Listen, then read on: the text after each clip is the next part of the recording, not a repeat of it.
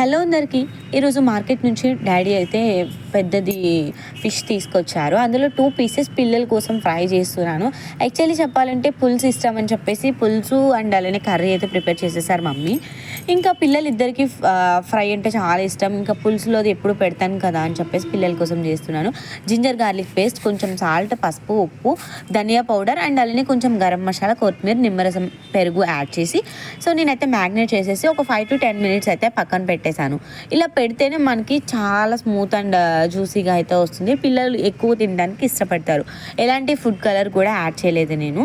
And అలానే finally కొంచెం pan పైన ఆయిల్ వేసి ఆ 2 పీసెస్ కూడా దానిపైన వేసేసి ఒక 10 to 15 minutes అలా లో ఫ్లేమ్లో మరిగా వేసి కొంచెం కొత్తిమీర జల్లి గార్నిష్ చేసుకుంటే సూపర్ టేస్ట్ ఉంది తెలుసా. వితిన్ 10 to 15 minutesలోనే ఫిష్ ఫ్రై అనేది అయిపోతుంది. పిల్లలు కూడా చాలా ఇష్టంగా తింటారు. వాళ్ళకన్నా ముందు నేనైతే టేస్ట్ చేసేసానండి. అస్సలు ఆగలేకపోయాను. మీరు కూడా నాలనే వండిన వెంటనే ఏదైనా తినే అలవాటు ఉందా? అయితే తప్పకుండా కామెంట్ చేసేయండి. విత్ ఆనియన్ అండ్ లెమన్తో తింటే సూపర్ టేస్ట్ ఉంది. మీరు కూడా ట్రై చేయండి. Thanks for watching. బాయ్.